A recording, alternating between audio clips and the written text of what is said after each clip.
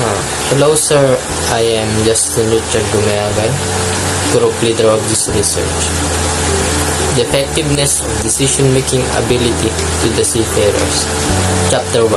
Background of the study. Every stage of a ship's trip is determined by decision making.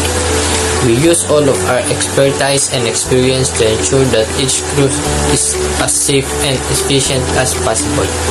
The learning process at sea is never ending and provides us with the knowledge and skills to do duties to do best of our ability. When we are at sea, the environment might change quickly, putting us in strange and unforeseen situations. We frequently work with other seafarers we don't know well, who may have different culture and work in a different way than us. For all of these reasons, we must hone our essential decision-making abilities. If we do this correctly, we will learn to access the judgment we and others make in order to deal with circumstances successfully. 2006, John Wheeler. Good decision-making is the cornerstone for the ships and everyone on board's sustained safety. It focuses on scientific research to provide readers with the knowledge and skills they need to make better crucial decisions.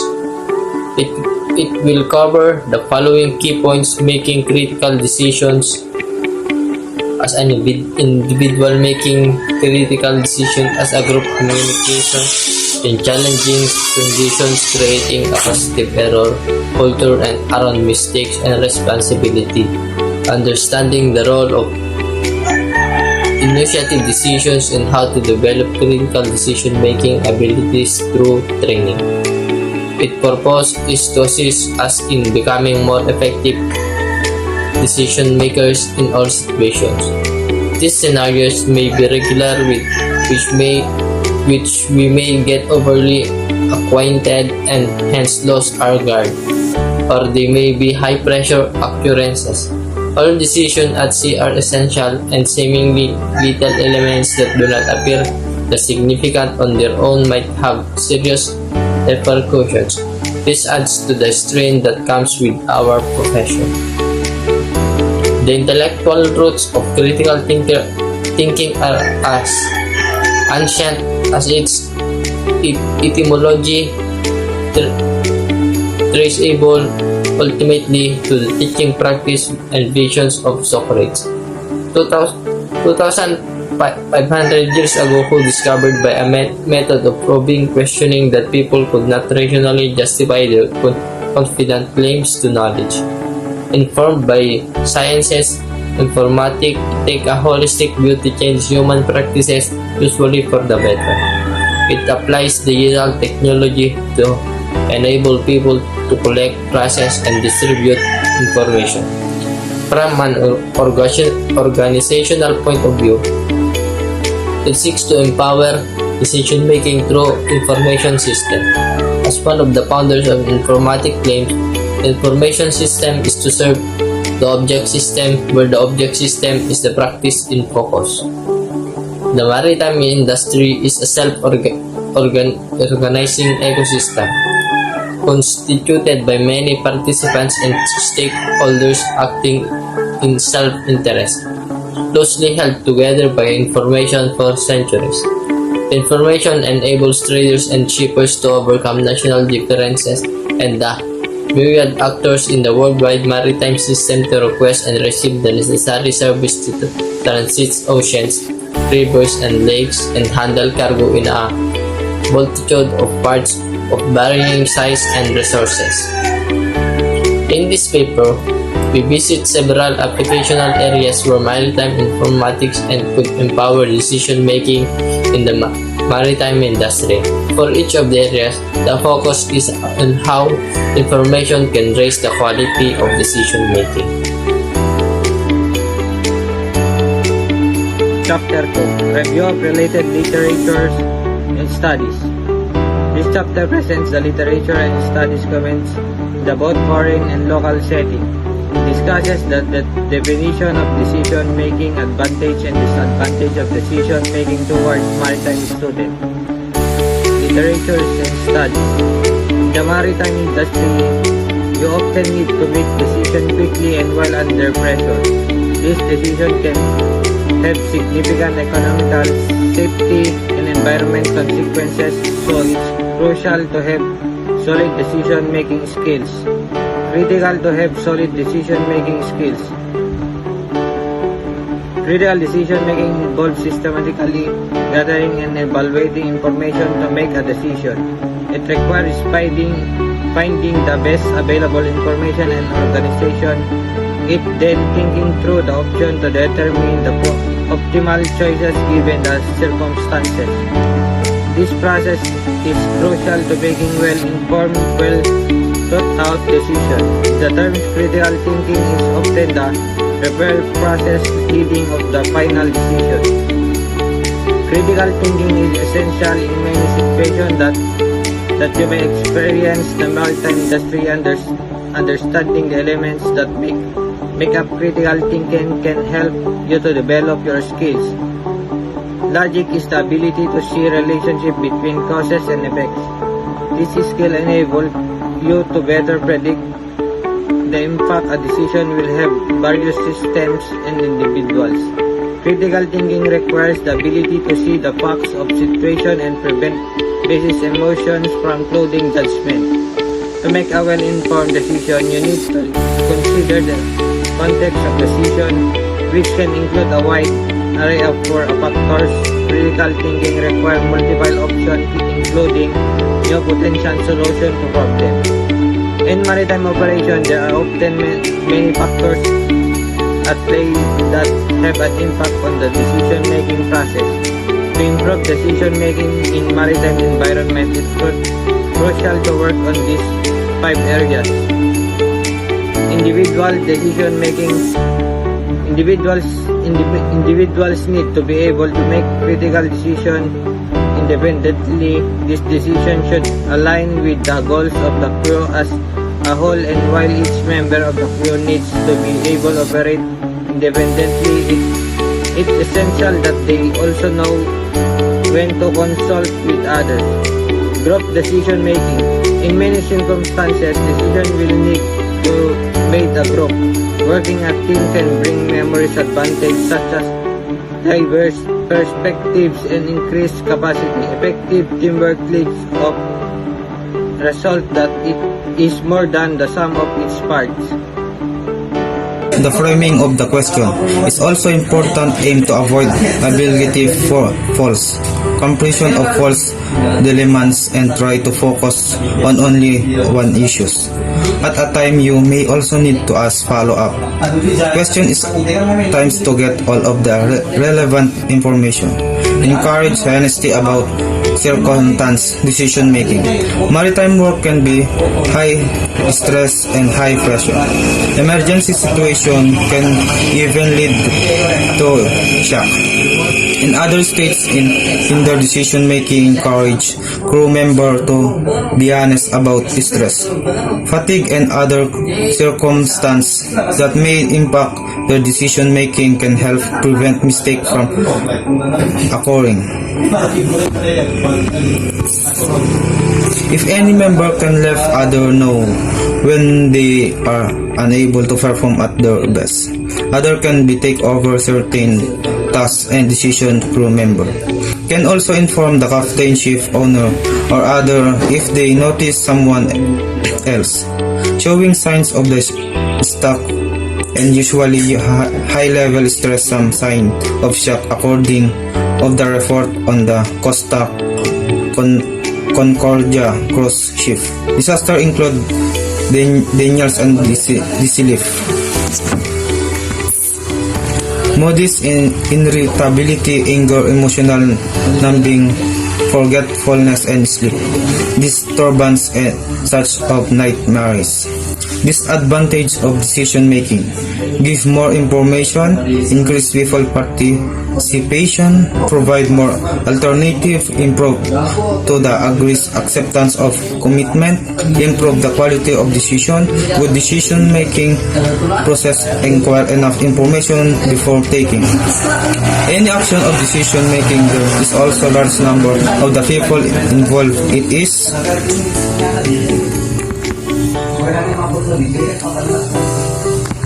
undertaken by the Wolf group rather than the single individual. Each person give his perspective, handle and particular situation.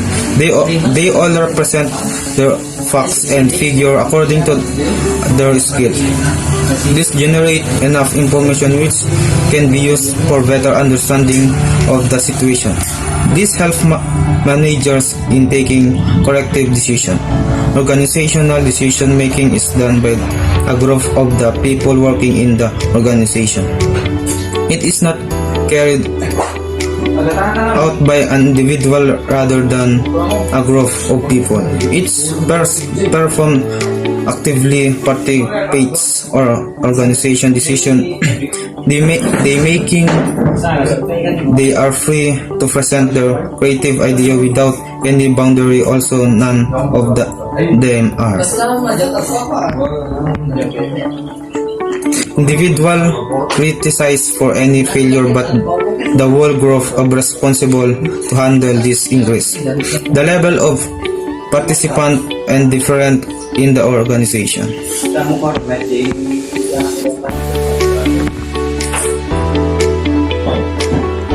Multiple perspective decision can be positive because they allow to individual to give their opinion based on the unique knowledge, have different perspective on the issues, give you the better escape and determine of correct solution. Increase understanding of knowledge. Decisions making has the ability to enhance collective understanding and ensure that everyone has a voice that is listening to commitment grow for teams. People are more willing to commit when they are a part of large group and will develop a sense of pride and accomplishment for being vital parts of. Oh, putang ina, nagtimawag yun. Ikat mo to. Sangat tayo, malikat din sa ipo ko na. Being a vital parts of the group. Decision making is ideal when the opinions of all are necessary to make the correct choice of any topic. Disadvantage of decision making. Number 1, costly, time-consuming, individual domination, ambiguous responsibility. Decision-making is simple a process used by manager of taking action for solving the problem. It is an integral part of management system of company.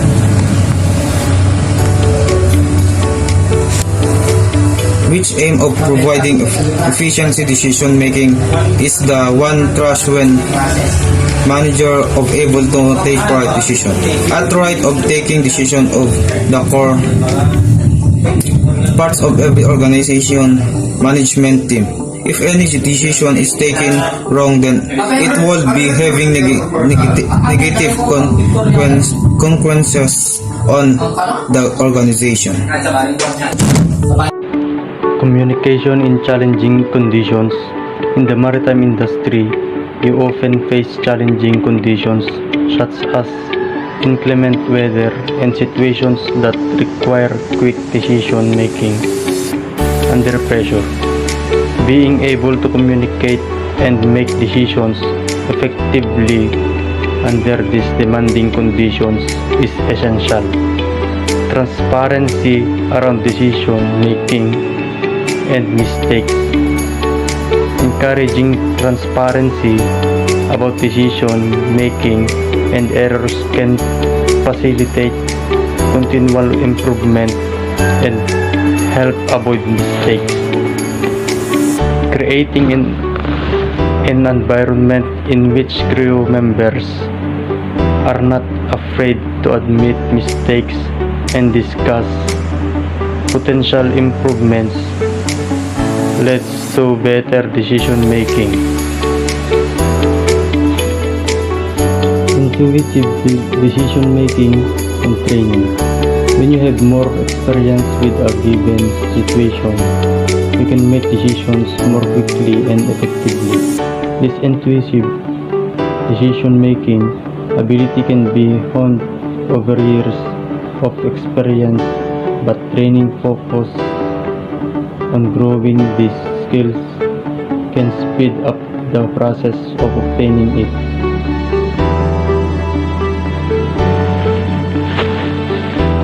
How to improve decision making at sea. Improving decision making at both the group and individual levels is critical for safe and successful trips. Establishing a shared understanding of the operations, techniques, and situation is critical at the group level, as it will be an inclusive and comfortable environment that supports clear communication and open exchange of information. Individual decision making can be improved by training and protocols. The following pointers can help you make better decisions at sea. Ensure access to accurate information. To make smart decisions, crew members need access to up-to-date, accurate information. Ensuring that vessels are equipped with robust information systems such as frequency system is essential. These systems enhance situational awareness and provide safety critical information. Without them, crew members won't have all of the information they need to make decisions, and it will be more difficult for the team to stay on the same page. Crew members should also receive training in using these systems and should use them according to standard procedures to avoid miscommunications and promote efficient operation. Encourage the diversity of thinking and decision making. Well integrated diverse teams outperform homogeneous teams. According to research, diversity may be helpful in many aspects, including age, nationality, gender, occupation, status, experience, and expertise. Because a larger range of backgrounds, experiences, information, and opinions are accessible, diversity helps to prevent mistakes caused by groupthink.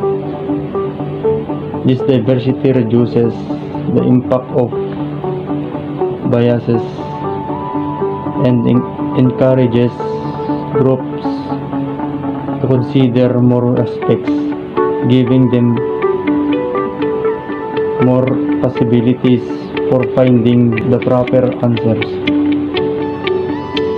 To reap the full advantages of crew diversity, leadership must create a climate in which crew members feel free to share their thoughts and viewpoints, even if they differ from those of others.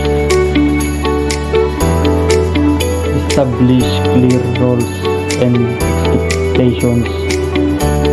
Before beginning a maritime operation, it's important to establish clear roles and expectations for how those in the various roles will interact. The ranking hierarchy on the vessel sets the foundation for the roles but it's important to establish standards that enable efficient interaction between roles. Open communication is again an essential element of this. The capital should encourage crew members to bring up concerns and questions, even if they are uncertain if it's relevant or correct. Doing so should be considered part of the job of the crew member. While the captain has the final word, participation by crew members in the decision-making process can help the captain to be a better leader. To enable participation, the captain should go through the decision-making process out loud. Prioritize clear communication. Clear communication is essential to smooth vessel operation and avoiding mistakes. It's best to use standard operational terms and familiar phrases to avoid confusion. Considering the communication channel can also help.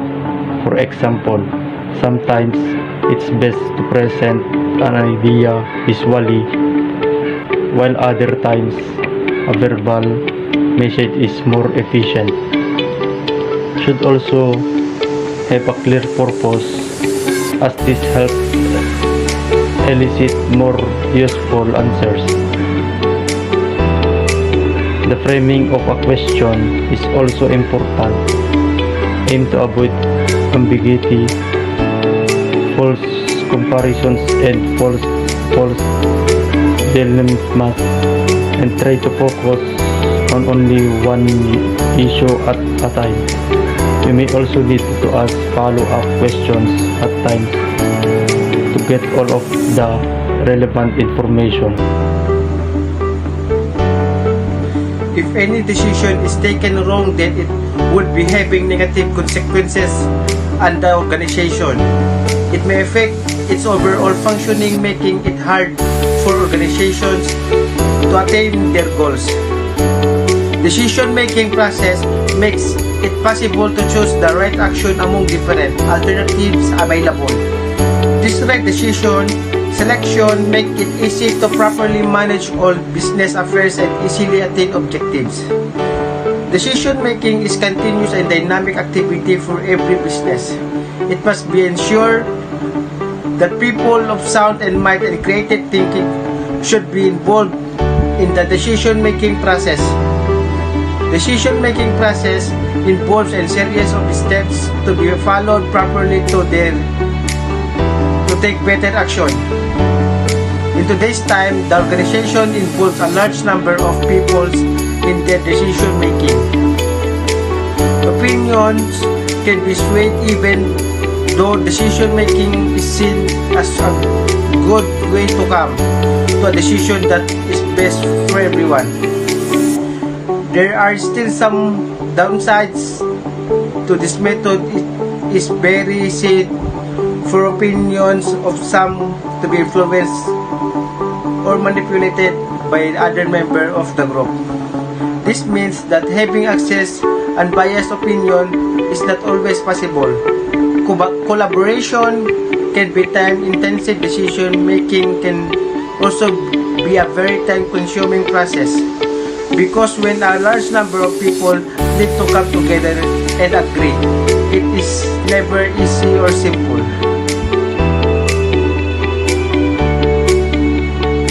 Theoretical framework. A conceptual framework of critical thinking can be used from 21st century Bloom's taxonomy of higher order thinking skills. It can serve as a starting point for developing teaching techniques that develop critical thinking and reasoning. Figure 3 shows us a series of stages used to develop and practice critical thinking skills. This stage of the process is essential to achieving effective teaching and learning. Our experiences show that the model can successfully facilitate critical and analytical thinking in business and economic learning processes.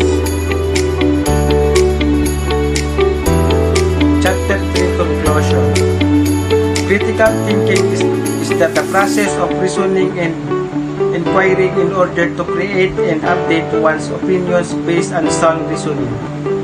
Decision making at sea is critical for safe and successful trips, ensuring that vessels are equipped with robust information systems, such as frequency systems, is essential.